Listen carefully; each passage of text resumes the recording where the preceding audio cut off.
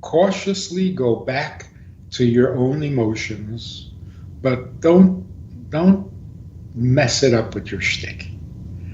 Now that you've felt the humility or the simplicity of matzah, you have the ability to now engage in feelings without the shtick.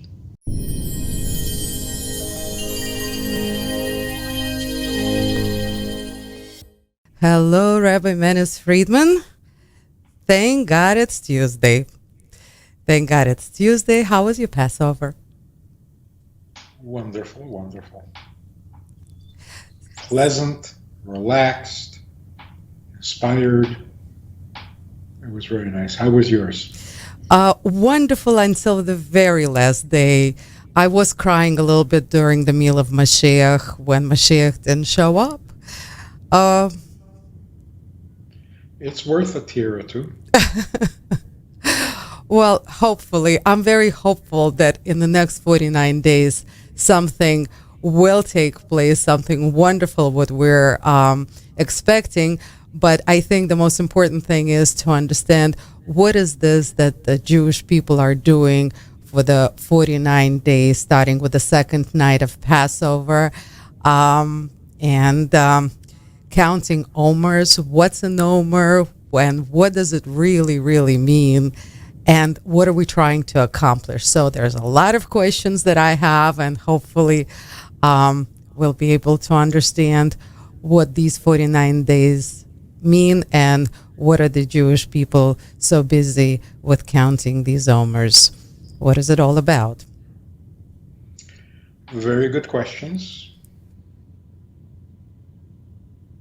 But it's very interesting that there's so little in the Torah and in Jewish tradition. There is so little evidence of a feeling of revenge against the Egyptians, against Egypt. Maybe the 10 plagues was enough. We don't need any more revenge than that. But there wasn't any. It's not part of our makeup. We didn't ask for revenge. We didn't look for revenge. In fact, we're a little sympathetic to the Egyptians. The Torah says that after 3 generations, you should accept converts from the Egyptians, whoever they are. Now, today we don't know who they are, but so what was the focus? As Jews are leaving Egypt, what were they feeling? What were they experiencing? What was going on?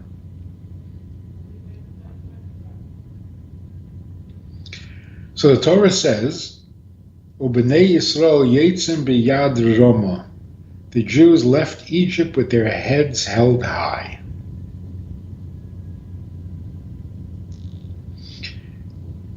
They weren't running away from evil like escaped convicts.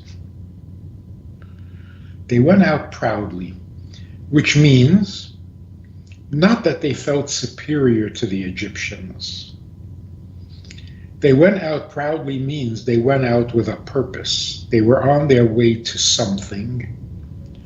So it was more of where they were going than where they were leaving.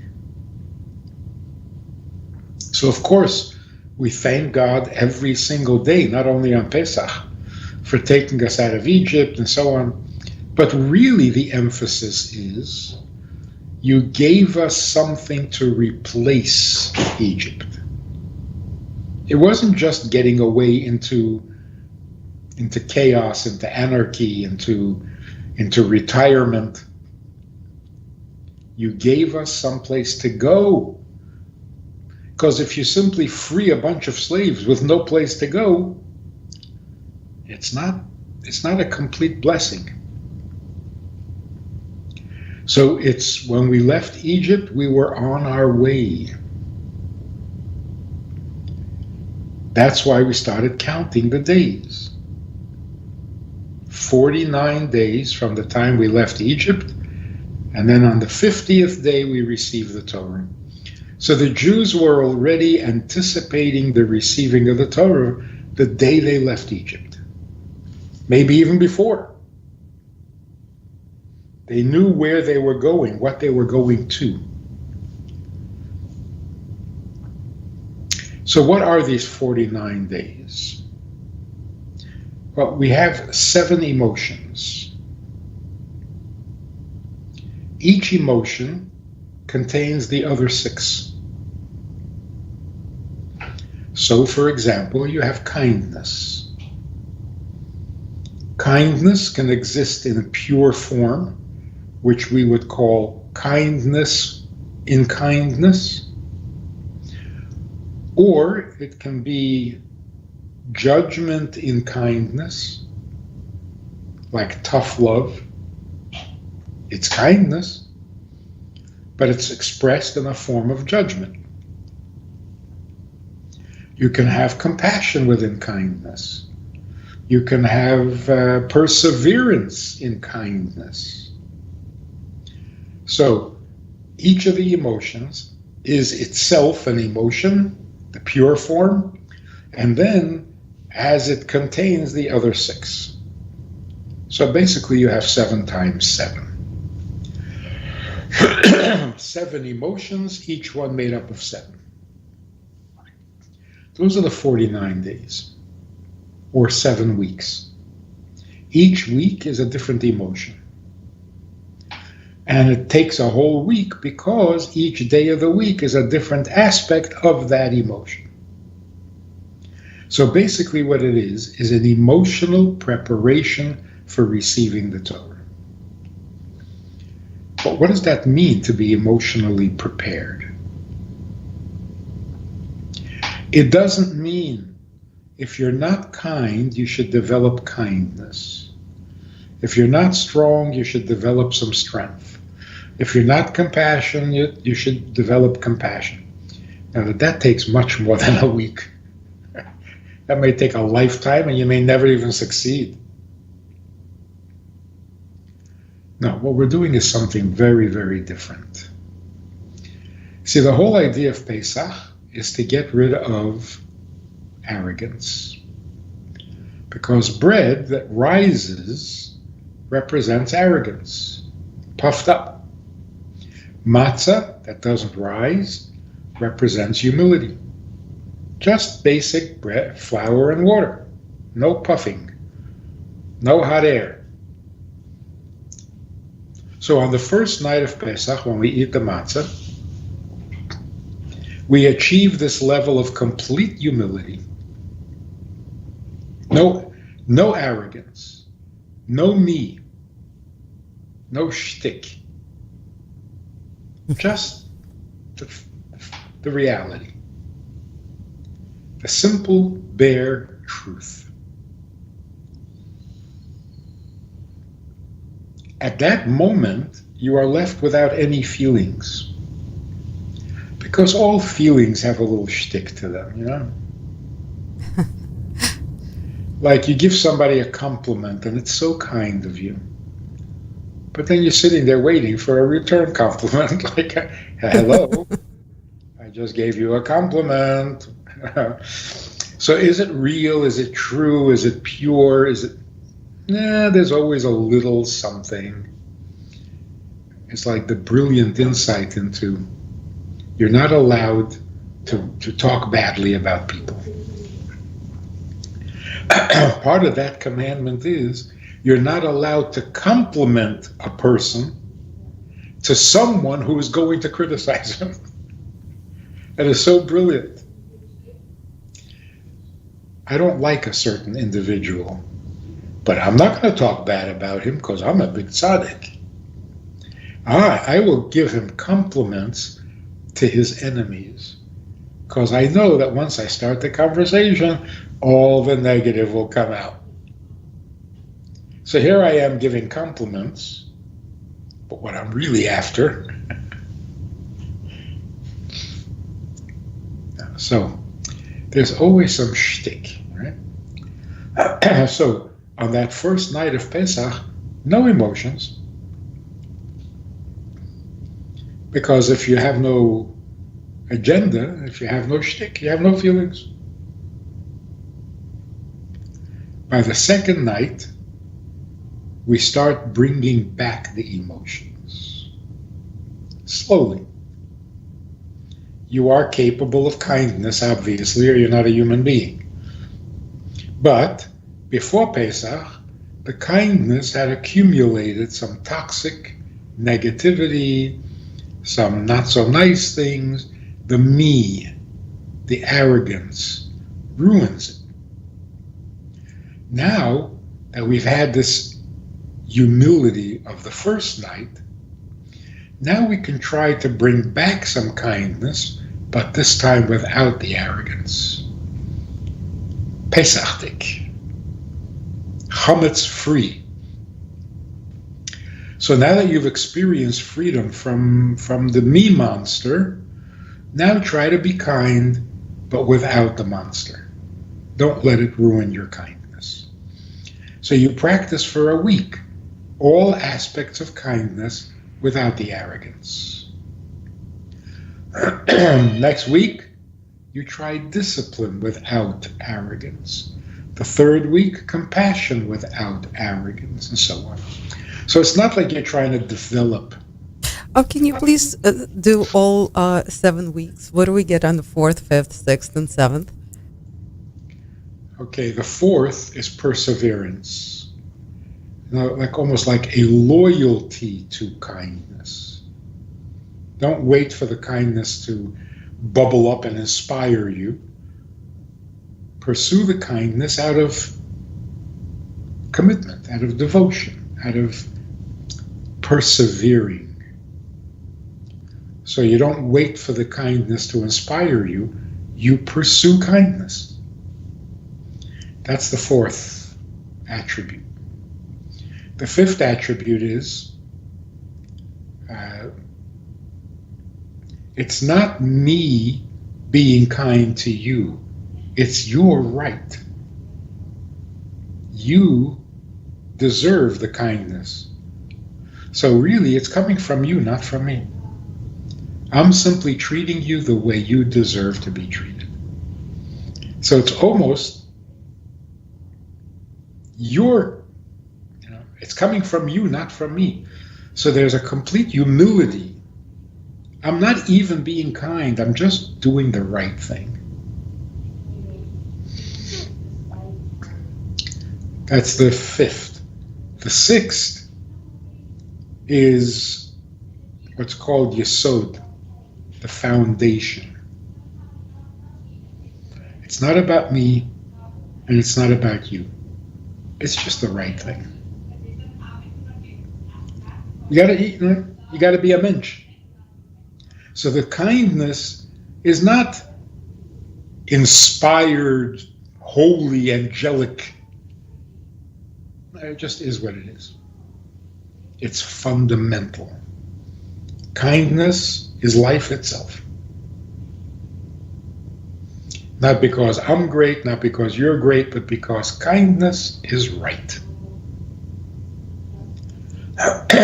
That's really kind of the highest level of kindness. No shtick whatsoever. Then the seventh is, now that you're feeling all this kindness, can you tell someone about it? Can you express it in words? Can you communicate it? Or in different, can you pass it on? You love your spouse very, very much, with no shtick. Have you told him? No. Why? Who are you keeping it for? So those are the seven. Rabbi Friedman, is it correct to understand or to basically that this whole 7 weeks are about how to learn to properly interact people amongst each other, how for us to learn how to be the best that we can be towards each other? yes and no. To learn how to be is a lifetime thing. It's not 40 days, not 49 days. But whatever it is you do have, and everybody has kindness, and everybody has some discipline, and everybody has some compassion, the question is, can you clean it up? You're not going to become a more compassionate person. You're not. Not in a week. But the compassion that you have and the compassion that you show, can you take the me monster out of it? Can you make it just what it is without your embellishments? That's doable in one day. Rabbi Friedman, but how is it doable by just counting the number of the day and calling out the Omer of that day? How does that work in this respect? It simply means cautiously go back to your own emotions, but don't mess it up with your shtick. Now that you've felt the humility or the simplicity of matzah, you have the ability to now engage in feelings, not have no feelings. You can now engage in your feelings without the shtick, without the embellishments, without the falsehoods. Right? Now the point of it is this. You're getting ready to receive the Torah. Receiving the Torah is a relationship, right? So we are getting ready for relationship.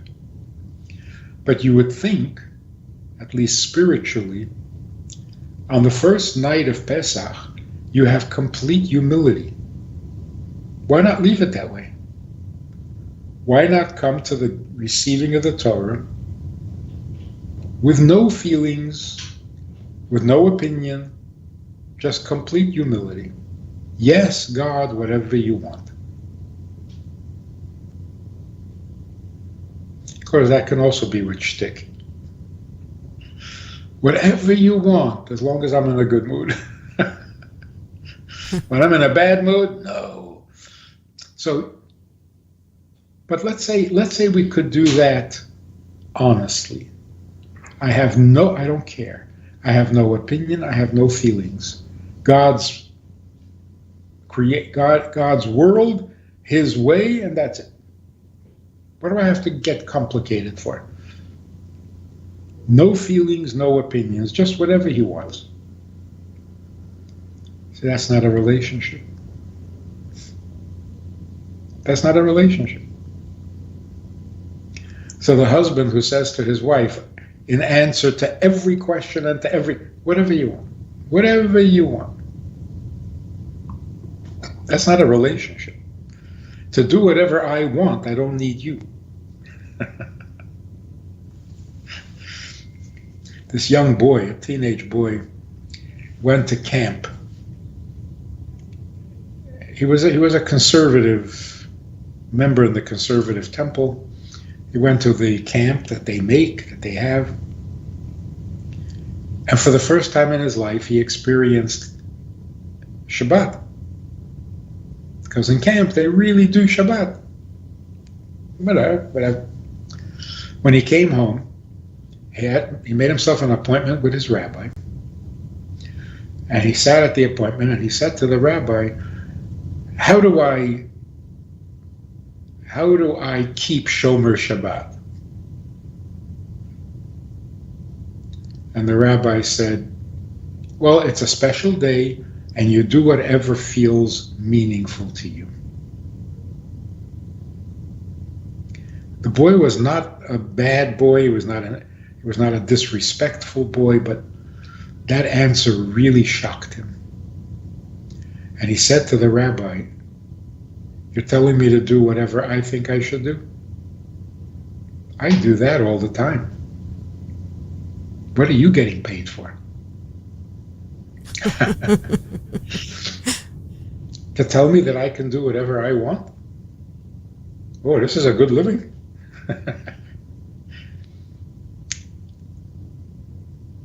do whatever you want. That's not a relationship. So this is the surprising thing about the counting of the Omer. We don't want to come to Sinai. We don't want to come to the giving of the Torah with no feelings. As holy as that sounds, that's not a relationship. I have to feel love. I have to feel hate. I have to feel compassion. I have to feel all the feelings. They're all wonderful. If I don't poison them with the me monster. In today's world, this is particularly meaningful and relevant because we are so toxic. We can't stand it anymore. Everything is about me. And that's why I can't survive a microaggression. If it's not exactly the way I want it, if it doesn't sound exactly I fall apart. I have to run to a safe place. This is really toxic. So more than ever before, we need to get rid of this me monster, and we're ready. More than ever before, we're ready. I don't want it.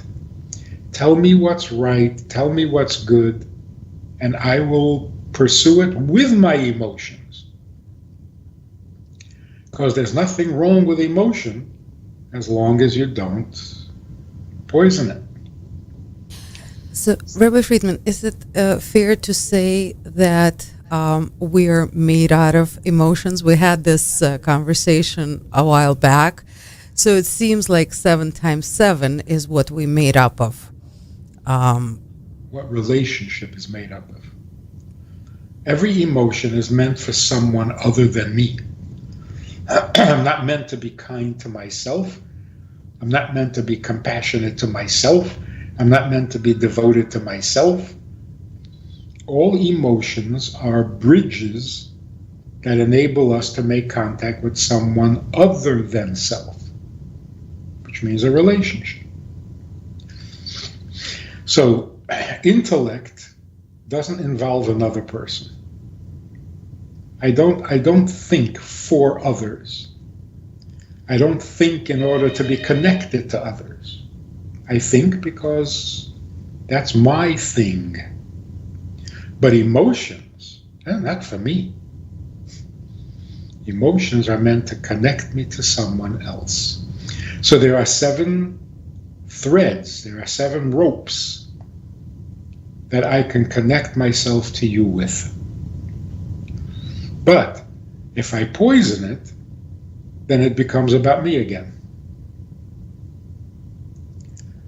So intellect is about me. What do I know? What do I understand? What makes sense to me? Emotions, if you make it about yourself, you're poisoning it. Like the husband who says, I have been good to my wife for 8 years, and I have nothing to show for it. You have nothing to show for it? What does that mean? What is that mean? In other words, he thinks being kind to somebody is an investment and you get rewarded and you get profit from it. So he really wasn't kind or good to his wife for 8 years. He was manipulating her for 8 years and it didn't work. Because he got nothing back. So coming to receiving the Torah, we don't come with a blank slate. That's not what humility means. People often say humility means complete blank, complete openness, for whatever. No. All the feelings, all of the natural human instincts, but each as they're meant to be. Intellect is for you, emotions are not. So don't poison them. Rabbi Friedman, but why are the emotional measure is called an Omer, which is really an amount equals amount of certain amount of barley? How is that connected? Barley is usually used as feed for animals. Unless you're a health nut. Barley is not for human beings. Barley is for animals. Right? So the animal side in us is the emotions.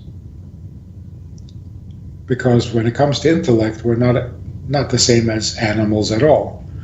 When it comes to emotions, yeah, there are animals that are kind, there are animals that are severe, there are animals that are compassionate. So that's the animal part of us.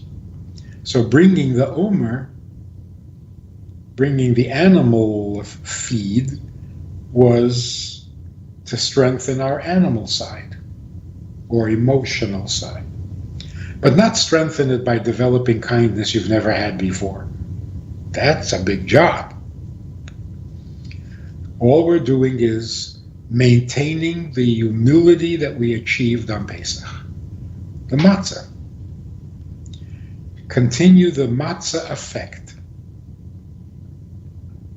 So the matzah effect is love, don't make it greedy. Compassion is compassion, don't look for a reward. Let it be.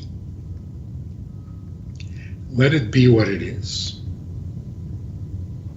It's a little more doable because it's an elimination. Just don't mess it up. Leave it alone. So when you're kind, just let the kindness be itself. And when you're compassionate, just let it be compassionate. I think we've spoken about this once before. If you're going to do kindness, don't turn it into a mitzvah. Oh, I just did something spiritual. No, you just did something kind. Is that not good enough for you? Let it be. Kind is kind, compassionate is compassionate, loyal is loyal. So this self-awareness, this me monster that infiltrates everything, came from eating of the tree of knowledge. Since then, we've been trying to clean it up. Before Mashiach comes, it will get cleaned up. So what will we have when we clean it up?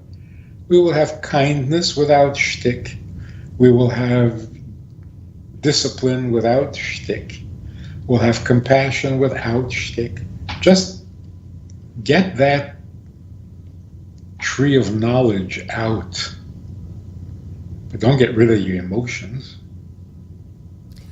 So, Rabbi Friedman, is it safe to say that we're waiting for Mashiach so everything will be up front and there's not going to be anything anywhere in the back of the mind that needs to be cleaned up, that everything that is going to be exactly as is without any kind of under layers or anything like that? Is that the coming of the Mashiach? Is that what it means? That's certainly what's going to be once he comes. The question is, how much of it can we practice or get ready for it? So the Rebbe kept saying, live like Mashiach is already here. Well, what does that mean? Get up from the dead?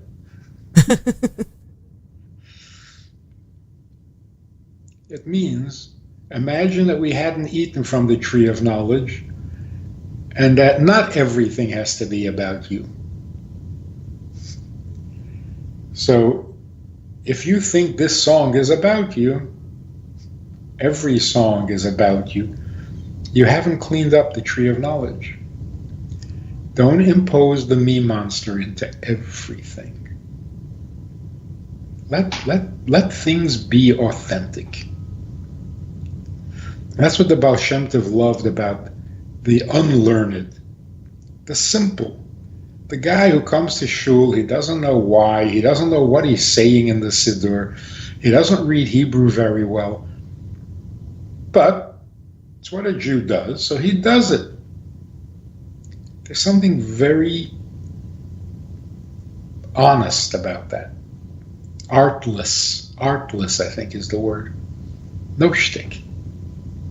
Rabbi Friedman, it's very interesting that during the last day of Passover, during the meal of Mashiach, as we're greeting the Mashiach, and Rabbi asked everybody around the table to say, how do they imagine a world when Mashiach is already here? And it's very, very difficult. It's very hard for people to get rid of all the physical. They're like, oh, what are we going to do? Are we going to take everything with us when we go? So it's like a big confusion. A lot of people said very nice things, So, the honesty of the world, the truth of each person, and of course, therefore, of the world. But it's still very, very hard to understand what people want, why people want Mashiach, and what are they expecting with the coming of the Mashiach. Can we learn that somewhere? Can you shed a little light on that as well, please? So we just did. After Mashiach comes, people will be healthier. They will live very long lives, 200, 300 years. Why? Because without the me monster, you're healthier. If you don't get insulted, intimidated, and anxious about every little thing, of course you're going to live longer. Almost every illness has an emotional component. And the emotional component is fear of shame. That's it. It's the biggest killer. We're so dreadfully afraid to be shamed. See, and that's why it says when they ate from the tree of knowledge, what happened immediately? They realized they were naked. Mm-hmm. They were ashamed. That's it. And what is Gehenna? What does it mean to suffer when you die? Suffer what? Shame. So shame is really the ultimate toxic poison that infiltrates everything. If I'm having a conversation and you tell me I'm wrong, you're making me sick. My immune system suffers every time I'm embarrassed, every time I'm ashamed, every time I'm humiliated. Takes a chunk out of my health, which means out of my life. So shaming someone in public is like killing him. It's not like, it's killing him, but slowly. So if we stop having this dreadful fear of embarrassment, we would literally live years longer without jogging.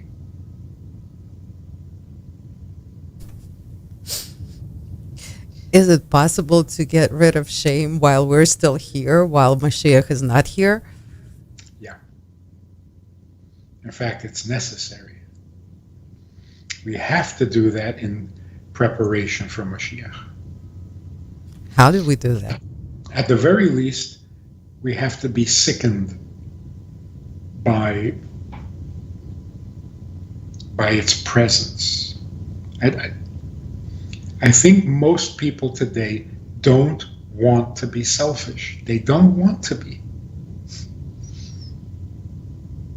Because it's such a drain to be so self-conscious all the time. And such a relief that people will actually do drugs just to get away from that feeling, at least for a few minutes. Almost everything we do that is unhealthy is an attempt to escape from the me monster. Even going on a ride in an amusement park. The scarier it is, the more you forget about yourself. Rabbi Friedman, how is shame tied into the me monster? Me means. Are you taking me seriously? Are you laughing at me? Are you talking about me behind my back? What did you just say? What do you mean by that? Please relax. Is this song about me? Those people talking over there on the corner, are they talking about me? It's horrible. So you have a conversation with somebody and you make a statement, the person says, no. That's it. He's your enemy. Why? Offended. You're offended. I mean, that's this whole generation. Like, it's not right or wrong. It's who's offended. But doesn't shame means when you actually do something wrong and you're embarrassed by that, rather than offended by another person? See, well, that would be reasonable. I'm offended when I make a stupid mistake and everybody notices. That's reasonable. But the me monster is not reasonable. It's everywhere in everything. It sneaks in to every issue, to every emotion, to every conversation. It's toxic. Is it only our generation? Did this never exist before? In earlier times, people were distracted. You had to survive. So you really didn't have time for petty, egotistical experiences. Who has time for this? But today we have time, which is good. But the me monster rushes in to fill that time. And that's why we're sick of it.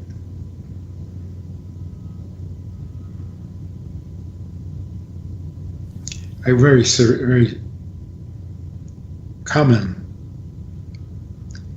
You hear in the news, a house was bombed, 12 people died. You say, where?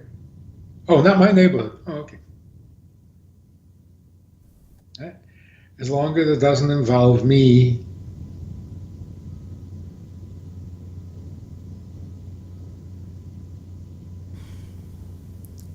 Rabbi Friedman, yeah, very serious topic we're on, and it's not as easy to understand as one would imagine, because realistically, it's been our reality for the longest time that this world is about me, and we have to protect the me, the I, the everything that surrounds all of that, and of course it's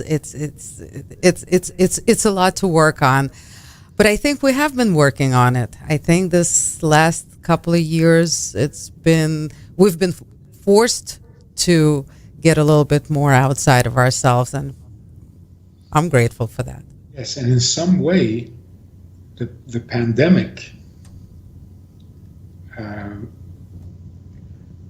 you would expect that if people are locked up in their own homes and not being social, that they would become more and more focused on themselves.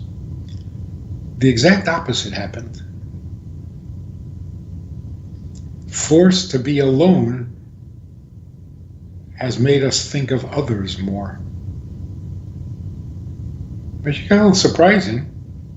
Yeah, pleasant surprise. We've become more thoughtful and more empathetic to others, when we thought we would just become more and more swallowed up by our own thoughts and our own needs So yes, we are getting a lot better. but primarily the desire to escape it. That needs to be understood. People who do crazy things, dangerous things, self-destructive things, painful things, what are they trying to do? They're trying to get away from their me monster, because it's embarrassing, it's depressing, it's just wrong, and we feel like we're drowning in it. So give me a break. Let me out at least for an hour to not think about myself. It feels so authentic. Rabbi Friedman, amazing. Another amazing. Thank God it's Tuesday. Very deep, very insightful. I hope people are catching on to what we're saying and applying it to themselves, because realistically, this is where the answers are. And I thank you so much for allocating this time for us and for doing everything that you do every single day. I know people can search your Omer lectures, which are now on your YouTube channel. And I just want to thank you for everything that you do for humanity these days, and especially for us, of course, every Tuesday. Thank you so much. I wish you a very, very good week. And I look so much forward to a lot more wisdom and insight next. Thank God it's Tuesday. Thank you for the opportunity. This is the week of discipline. To discipline ourselves or others without ulterior motives. Awesome. Actually, my favorite week for some reason. I'll figure out one day why. Thank you so much, Rabbi Friedman. If you enjoyed this conversation or this topic, and you're looking for more information, or you want to hear it again from another angle, there's a way to do that. And that is in this book. It's all there. Order it from Amazon. You can read it, reread it, and share it. I want to invite you to join us as VIPs, partners in our work, and join us also for a personal chat with other members of the VIP club. We talk about many things. There's an opportunity to ask, to respond, to make a comment, to meet the other supporters. And together we can really make a difference in Jewish life and in life in general. So join us. It's goodtoknow.org. Log in, call, make contact, and join us with the VIPs.